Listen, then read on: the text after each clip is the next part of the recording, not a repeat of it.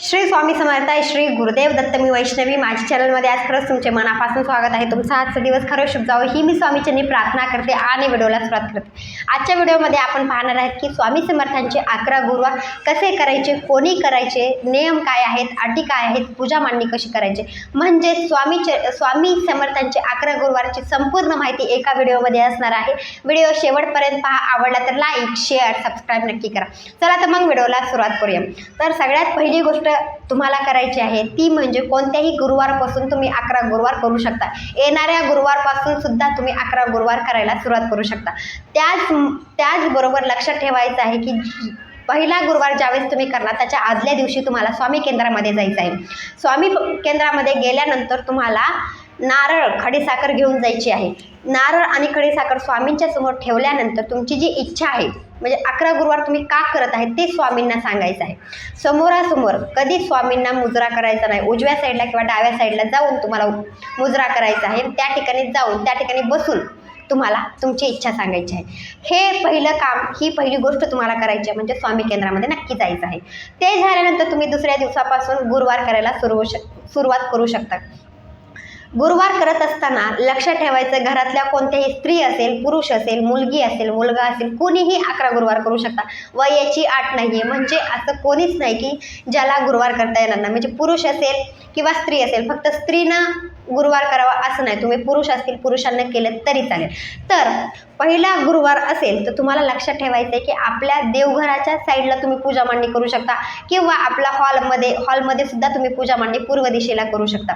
तर पूजा ज्या ठिकाणी मांडणार ती जागा स्वच्छ करून घ्यायची आणि तुम्ही स्वतःहून पिवळ्या रंगाचे कपडे परिधान करायचे आहेत। आपण सुचिरभूत होऊन सगळ्या गोष्टी करायच्या आहेत, म्हणजे सुचिरभूत म्हणजे पिवळ्या रंगाची साडी असेल, वस्त्र असेल, तुम्ही परिधान करू शकता। जी जागा आहे पूजेची जागा स्वच्छ करून घ्यायची आहे, स्वच्छ पुसून घ्यायची आहे। त्या ठिकाणी स्वास्तिक रांगोळीने काढायचं आहे, त्याच्यावर हळदी कुंकू अक्षदा व्हायच्या आहेत। नंतर चौरंग किंवा पाट त्या ठिकाणी ठेवायचा आहे।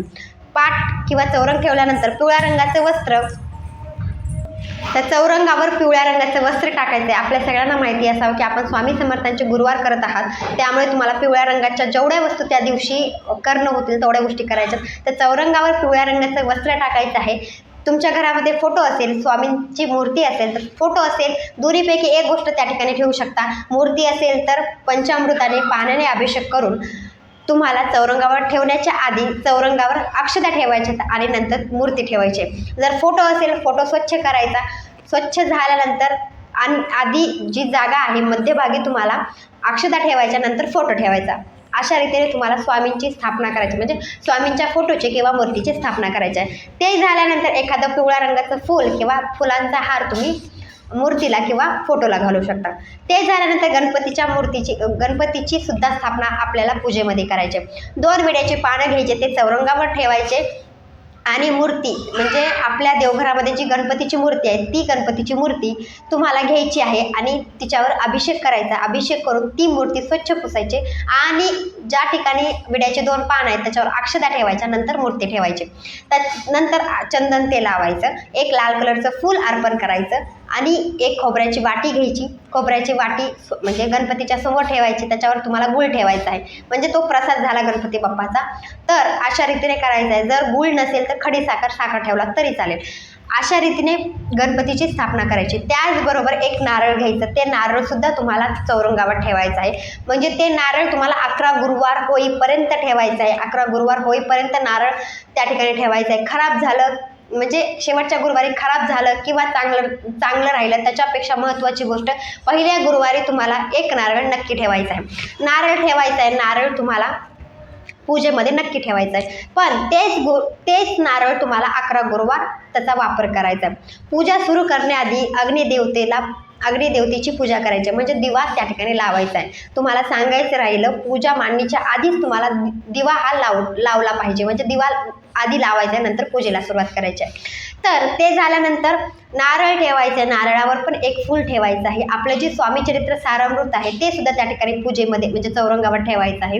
नंतर आपली जी जपमाळ आहे ती जपमाळ सुद्धा चौरंगावर ठेवायची, पूजेच्या तिथे ठेवायची आहे। पाण्याचा ग्लास घ्यायचा आहे, स्वामींच्या समोर ठेवायचा आहे. नंतर खडी साखर, काजू, बदाम असतील ते सुद्धा त्या ठिकाणी ठेवायचं आहे.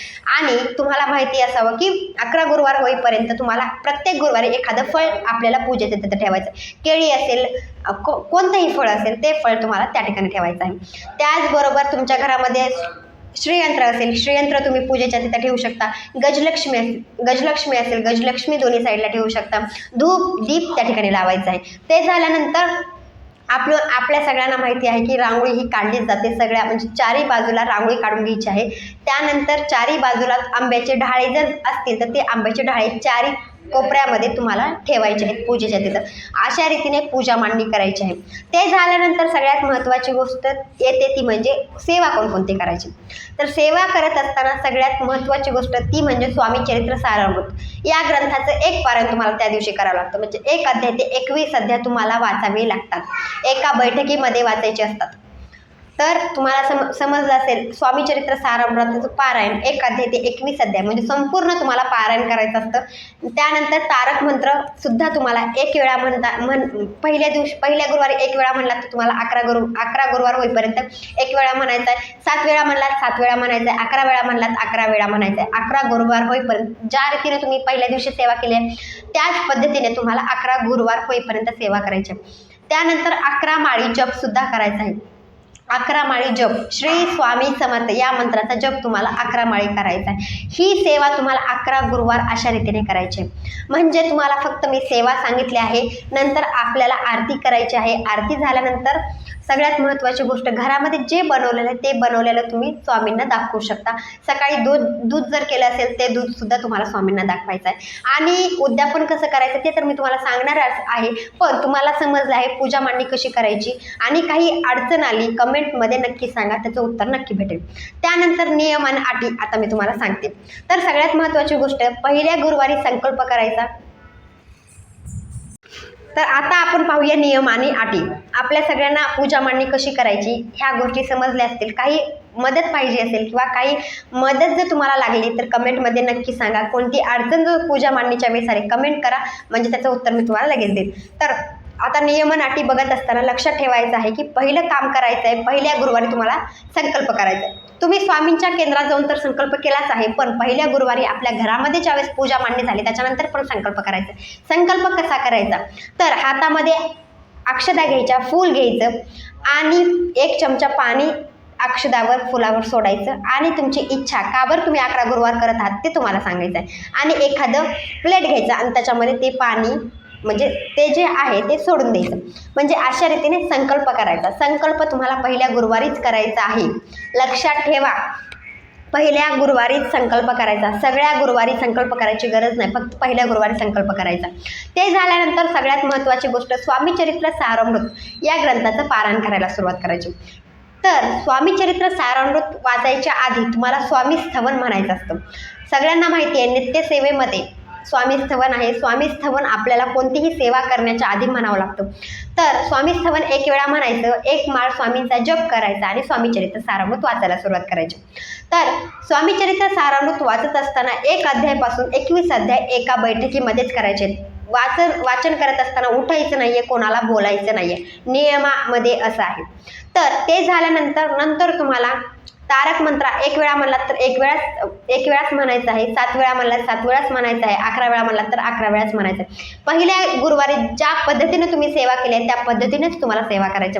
तुम्ही सकाळी सेवा केला तर तुम्हाला सकाळी सेवा करायची आहे. तुम्ही 10 वाजता म्हणजे सकाळी 6 वाजता पूजा केली तर सकाळी सेवा सकाळीच करायची.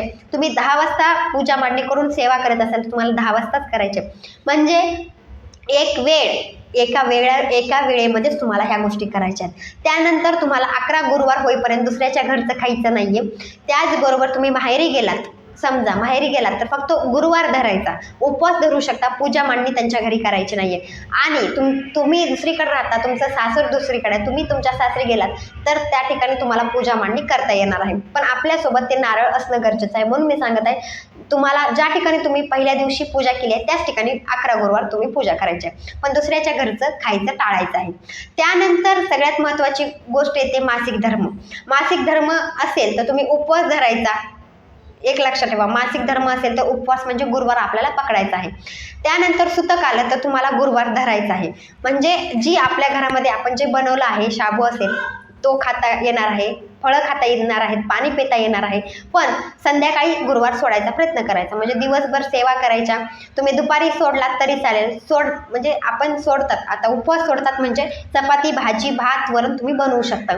आणि पहिलं काम 11 गुरुवार होईपर्यंत पहिलं काम जे आहे ती म्हणजे स्वामींना नैवेद्य दाखवायचं आहे.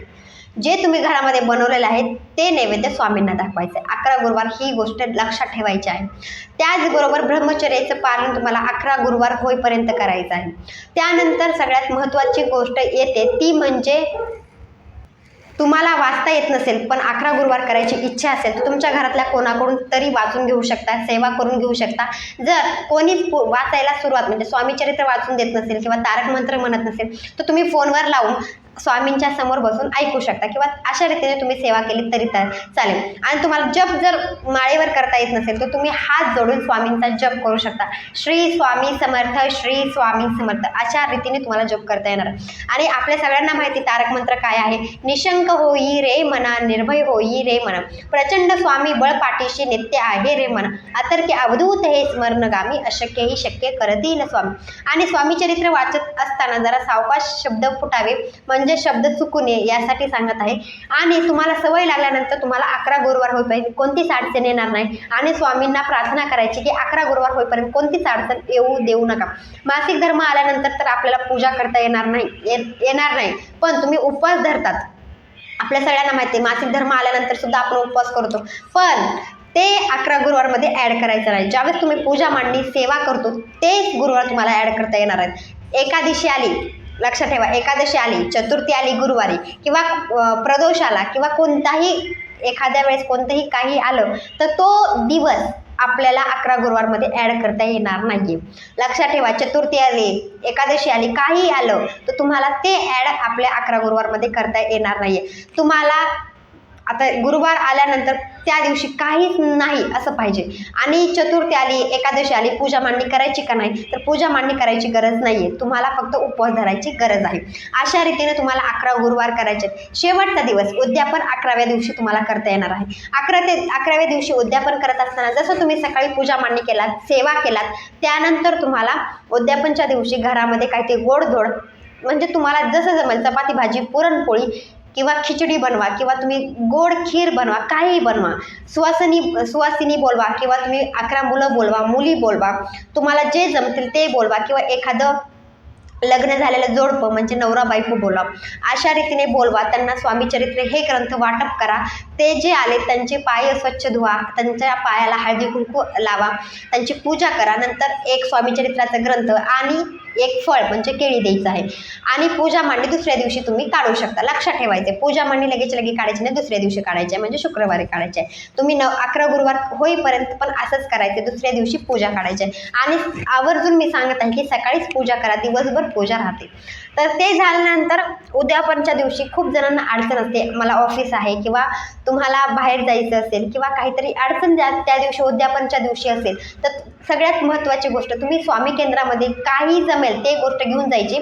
त्या ठिकाणी प्रसाद वाटप करायचा किंवा कोणाला तरी दान करायचं विसरायचं नाही आहे. 11व्या गुरुवारी नक्की हे गोष्ट करा आणि उद्यापन अशा रीतीने करा. आणि तुम्हाला जर घरामध्ये कुणी येत नसेल म्हणजे आता शहरामध्ये असं आहे की कुणाच्या घरी कुणी जात नाही किंवा येत नाही तर स्वामी केंद्रामध्ये तुम्हाला जमतील तेवढे ग्रंथ वाटप करू शकता. 11 करा, 7 करा, 5 करा स्वामीचरित्र या ग्रंथाचे.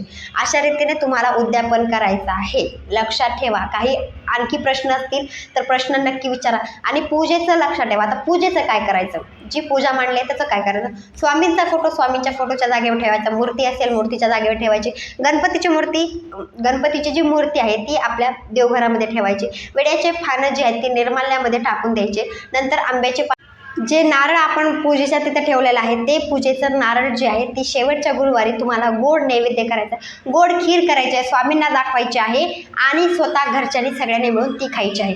पण त्या नारळाचा वापर तुम्ही मसाल्यामध्ये म्हणजे भाजीमध्ये ते खोबरं वापरायचं नाही. खराब जर झालं असेल नारळ तर ते पाण्यामध्ये सोडून देऊ शकता. म्हणजे मनामध्ये वाईट शंका काही आणायचं नाही. आपण स्वामींचं नामस्मरण सेवा केलेली आहे, ते नारळ कधी कधी खराब पण होऊ शकतं, तर ते नारळ तुम्ही पाण्यामध्ये सोडून देऊ शकता. जर तुम्ही 11 गुरुवार होईपर्यंत मध्ये तुम्हाला जर वाटलं नारळ खराब झालं तर तुम्ही नारळ त्या ठिकाणी दुसरं घेऊ शकता. अशा रीतीने तुम्हाला नारळाचा वापर करायचा आहे, उपयोग करायचा आहे. अशा रीतीने जे श्रीयंत्र ठेवलं आहे, श्रीयंत्र देवघरामध्ये ठेवायचं. गजलक्ष्मी सुद्धा देवघरामध्ये ठेवायचे.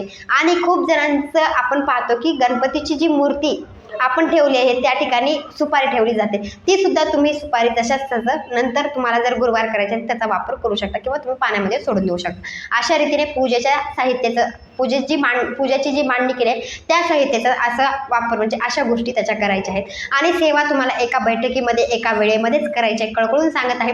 आणि जी तुम्ही नैवेद्य दाखवत असाल त्या नैवेद्यावर तुळशीचे पानं हे प्रत्येक गुरुवारी तुम्हाला अर्पण करायचे आहेत. प्रत्येक गुरुवारी भात असेल भातावर एक तुळशीचं पान, चपाती असेल चपातीवर तुळशीचं पान, नंतर वरण असेल वरणावर सुद्धा तुळशीचं पान, म्हणजे काही असेल त्याच्यावर तुम्हाला तुळशीचं पान हे ठेवायचंच आहे. आणि खूप जणांचं असं असतं काही इच्छे म्हणजे संकल्पामध्ये असं सांगितलं जातं किंवा स्वतःंना असं वाटतं की स्वामींना आपण तुळशीची पानं अर्पण करावे, त्यांच्या चरणावर अर्पण करावे. जर तुम्हाला इच्छा असेल तर तुम्ही 11 गुरुवारी सुद्धा आपली जी मूर्ती आहे किंवा स्वामींचा फोटो आहे त्यांच्यासमोर तुळशीचे पानं 108 असतील 11 असतील जेवढे तुम्हाला जमतील तेवढे तुम्ही अर्पण करू शकता. अशा रीतीने सेवा करायची आहे. काही मदत पाहिजे असेल किंवा काही अडचण आली तर कमेंटमध्ये नक्की सांगा. माझा व्हिडिओ आवडला असेल लाईक शेअर सबस्क्राईब नक्की करा. भेटूया नंतरच्या व्हिडिओमध्ये. श्री स्वामी समर्थ. श्री गुरुदेव दत्त.